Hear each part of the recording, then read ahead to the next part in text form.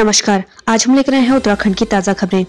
मौसम समाचार। प्रदेश के इन 3 जिलों में बारिश और बर्फबारी का अंदेशा। प्रदेश में मौसम का मिजाज हर दिन बदल रहा है। मौसम विभाग के पूर्वानुमान के तहत आज प्रदेश के अधिकांश स्थानों में बारिश और बर्फबारी होने की संभावना है। प्रदेश के अन्य जनपदों में आज आंशिक रूप से बादल छाए रहने के साथ ही मौसम शुष्क बना रहेगा। मौसम विज्ञान केंद्र देहरादून के पूर्वानुमान के तहत आज पिथौरागढ़, उत्तरकाशी, चमोली जनपदों के अनेक स्थानों में कहीं-कहीं गरज के साथ भारी बारिश, ओलावृष्टि और बर्फबारी हो सकती है। वहीं दूसरी तरफ देहरादून समेत प्रदेश के अन्य मैदानी जनपदों में आज आंशिक रूप से बादल छाए रहने के साथ ही मौसम शुष्क बना रहेगा। तापमान की बात करें तो आज अधिकतम तापमान 36 डिग्री सेल्सियस और न्यूनतम तापमान 21 डिग्री सेल्सियस के करीब रहेगा। अब बात करते हैं डीजल पेट्रोल के दामों की। जाने क्या है उत्तराखंड में पेट्रोल और डीजल की कीमतें। प्रदेश में पेट्रोल और डीजल के दामों में इजाफा देखने को मिल रहा है। देहरादून में पेट्रोल के दाम में 3 पैसे और डीजल के दामों में 7 पैसे की कमी आई है। देहरादून की बात करें तो आज पेट्रोल के दाम है 91 रुपए 32 पैसे, वहीं डीजल के दाम है 84 रुपए 46 पैसे। हल्द्वानी की बात करें तो आज पेट्रोल के दाम है 84 रुपए 12 पैसे, वहीं डीजल के दाम है 90 रुपए 85 पैसे। Corona live updates. कोरोना के नए मामले कम, लेकिन डरा रहे मौत के आंकड़े। उत्तराखंड में कोरोना की स्थिति अब बदलने लगी है। धीरे धीरे आंकड़ों में कमी आ रही है। हालांकि सैंपल पॉजिटिविटी दर बढ़ रही है। प्रदेश में सैंपल पॉजिटिविटी दर 6.94% पर पहुंच गई है। वहीं शनिवार को उत्तराखंड में बीते 24 घंटे के अंदर कोरोना के 2903 नए मामले सामने आए हैं। राहत की बात यह है कि बीते 24 घंटे में 8164 मरीज स्वस्थ हुए हैं। वहीं 64 मरीजों ने कोरोना से दम तोड़ा है। इसके अलावा 70 लोगों के मरने की जानकारी स्वास्थ्य विभाग को अब मिली है, जिनकी मौत कोरोना से हुई थी। 2903 नए मामले सामने आने के बाद प्रदेश में एक्टिव केस की संख्या 97,929 पहुंच गई है। प्रदेश में अभी तक कोरोना के 3,10,469 केस मिले हैं, जिसमें से 2,41,430 लोग स्वस्थ हो चुके हैं।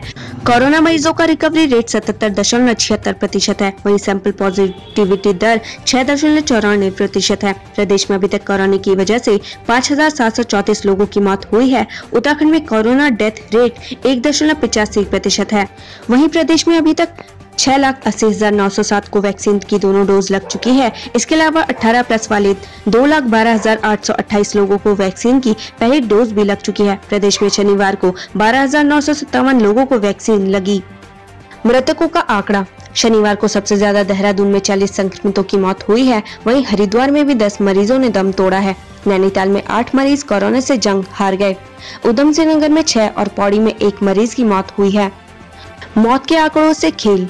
उत्तराखंड में मौत के आंकड़ों से खेल रहे अस्पताल हरिद्वार इसमें सबसे आगे। उत्तराखंड में सरकारी और प्राइवेट हॉस्पिटल जिस तरीके से मौत के आंकड़े से खेल रहे हैं, उसने एक बार फिर से सिस्टम पर सवाल खड़े कर दिए हैं। इससे एक बात तो साफ हो गई है कि कई कागजों और धरातल में हुई मौतों के आंकड़ों में काफी अंतर हो सकता है, जिसकी सच्चाई धीरे धीरे सामने आएगी। तूफान यास को लेकर मोदी आज करेंगे बैठक। पश्चिम बंगाल के कंट्रोल रूम में मौजूद रहेगी ममता। चक्रवात तौकते के बाद अब तूफान यास की 26 मई को ओडिशा और पश्चिम बंगाल के तटों को पार करने की आशंका है। इसको लेकर प्रधानमंत्री नरेंद्र मोदी आज सुबह 11 बजे राष्ट्रीय आपदा प्रबंधन प्राधिकरण के अधिकारियों के साथ बैठक करेंगे और तूफान से निपटने की तैयारियों पर चर्चा करेंगे। वहीं पश्चिम बंगाल सरकार ने चक्रवात यास के मद्देनजर सभी एहतियाती कदम उठाए हैं। खुद मुख्यमंत्री ममता बनर्जी हालात का जायजा लेने के लिए नियंत्रण कक्ष में मौजूद रहेंगी। अधिकारियों ने इस आशय की जानकारी दी। बाबा रामदेव के एलोपैथी बयान पर पतंजलि की सफाई। आचार्य बालकृष्ण ने कहा, आरोप निराधार। इंडियन मेडिकल एसोसिएशन ने योग गुरु बाबा रामदेव पर एलोपैथी इलाज के खिलाफ झूठ फैलाने का आरोप लगाया है। डॉक्टर्स की संस्था ने रामदेव पर मुकदमा चलाने की मांग भी की है। केंद्रीय स्वास्थ्य मंत्री डॉक्टर हर्षवर्धन को लिखे पत्र में IMA ने कहा, सोशल मीडिया पर रामदेव का एक वीडियो वायरल हो रहा है, जिसमें बाबा एलोपैथी को बकवास और दिवालिया साइंस कह रहे हैं। अब मामले पर बाबा रामदेव की संस्था पतंजलि की तरफ से सफाई आई है। संस्थान ने बयान जारी कर कहा है कि मॉडर्न साइंस और उनकी प्रैक्टिस करने वाले लोगों के प्रति बाबा रामदेव कोई दुर्भावना नहीं रखते। IMA ने उन लोगों पर जो आरोप लगाए हैं वे गलत हैं। सीएम तीरथ सिंह रावत का आज बागेश्वर दौरा। कोरोना तैयारियों का लेंगे जायजा। मुख्यमंत्री तीरथ सिंह रावत आज बागेश्वर के दौरे में रहेंगे। मुख्यमंत्री बनने के बाद तीरथ सिंह रावत का बतौर मुख्यमंत्री बागेश्वर जिले में यह पहला दौरा है। सीएम कोरोना को लेकर की गई तैयारियों का जायजा लेंगे। वहीं कई योजनाओं की जनपद वासियों को सौगात मिल सकती है। शोध पर संग्राम। कोरोना संक्रमण को लेकर हरिद्वार के वैज्ञानिक का बड़ा दावा, कुंभ को बताया बड़ी वजह। कुंभ और कोरोना को लेकर इन दिनों देश भर में हल्ला मचा हुआ है। साधु संत से लेकर तमाम राजनीतिक दल इस मामले में खुलकर बयानबाजी कर रहे हैं। हर कोई कुंभ और कोरोना को अपने अपने तरीके से डिफेंड कर रहा है। वहीं इस मामले में गुरुकुल कांगड़ी विश्वविद्यालय के सूक्ष्म जीव विज्ञान विभाग के वैज्ञानिक रमेश चंद्र दुबे ने कई दिनों तक शोध करने के बाद बड़ा दावा किया है। उन्होंने हरिद्वार में कुंभ मेले को कोरोना संक्रमण का सबसे बड़ा कारण बताया है। न प्रशासन का डर, न स्वास्थ्य की चिंता, सरेआम हो रहा कोविड कर्फ्यू का उल्लंघन। प्रदेश के साथ ही जनपद में कोरोना कहर बरपा रहा है। वहीं रामनगर के रानीखेत रोड के लोगों ने जैसे अपनी जान की परवाह करना ही छोड़ दिया है। लोगों द्वारा न कोई सलाह और न कोई कोरोना गाइडलाइन का पालन किया जा रहा है। जल भराव की समस्या से ग्रामीण परेशान, जिम्मेदार नहीं ले रहे सुध। लादपुर कला गांव में पिछले कई सालों से ग्रामीणों को जल भराव की समस्या से दो चार हाथ होना पड़ रहा है। ग्रामीणों द्वारा कई बार प्रशासन को अवगत कराया गया, लेकिन जिम्मेदार अधिकारी सुध नहीं ले रहे। वहीं झूठे आश्वासन से ग्रामीण तंग आ चुके हैं। सीएम ने की मुख्यमंत्री वात्सल्य योजना की घोषणा। कोरोना के कारण अनाथ बच्चों को प्रतिमाह मिलेगा 3000। सीएम तीरथ सिंह रावत ने मुख्यमंत्री वात्सल्य योजना की घोषणा की। यह योजना उन अनाथ बच्चों के लिए है जिन्होंने कोरोना संक्रमण से अपने माता पिता को खोया है। इसके तहत अनाथ बच्चों को 21 वर्ष होने तक सरकार भरण पोषण के लिए प्रतिमाह 3000 रुपए प्रतिमाह देगी। मानसून की चुनौतियों से लड़ने की तैयारी, आपदा प्रबंधन को लेकर सीएम की बैठक। उत्तराखंड में मानसून हर साल तबाही लेकर आता है, इसलिए सरकार ने उन परिस्थितियों से निपटने की तैयारी अभी से शुरू कर दी है। आपदा के दृष्टिगत मुख्यमंत्री ने शनिवार को अधिकारियों के साथ बैठक की। ब्लैक फंगस इंजेक्शन की कमी को लेकर सीएमओ कार्यालय का घेराव, कांग्रेस ने साधा निशाना। प्रदेश में कोरोना संक्रमितों के साथ ही ब्लैक फंगस के मरीजों की संख्या तेजी से बढ़ती जा रही है। ऐसे में मरीजों के तीमारदारों को ब्लैक फंगस के इंजेक्शन के लिए सीएमओ कार्यालय के चक्कर काटने पड़ रहे हैं। रेमडेसिविर के बाद ब्लैक फंगस के इंजेक्शन की बाजार में किल्लत होने की वजह से तीमारदार दर दर भटक रहे हैं, लेकिन उनकी सुनवाई कहीं नहीं हो रही। वहीं कांग्रेस ने कहा कि जब इंजेक्शन उपलब्ध नहीं है तो सरकार ने एसओपी जारी क्योंकि ब्लैक फंगस महामारी। उत्तराखंड में ब्लैक फंगस महामारी घोषित। ब्लैक फंगस के बढ़ते मामलों को देखते हुए उत्तराखंड में भी इसे महामारी घोषित कर दिया गया है। प्रदेश में रोजाना ब्लैक फंगस के बढ़ते मामलों को देखते हुए तीरथ सरकार ने ब्लैक फंगस को महामारी घोषित कर दिया है। ऐसे करने वाला उत्तराखंड 11वां राज्य बन गया है। उत्तराखंड में कोरोना के मामलों में पिछले कुछ दिनों से गिरावट दर्ज की जा रही है। हालांकि कोरोना के कारण मौतें अभी भी चिंता का विषय है। उधर कोरोना महामारी के दौरान ब्लैक फंगस ने चिंताएं और बढ़ा दी हैं। यही वजह है कि कई राज्यों ने ब्लैक फंगस को महामारी घोषित कर दिया है।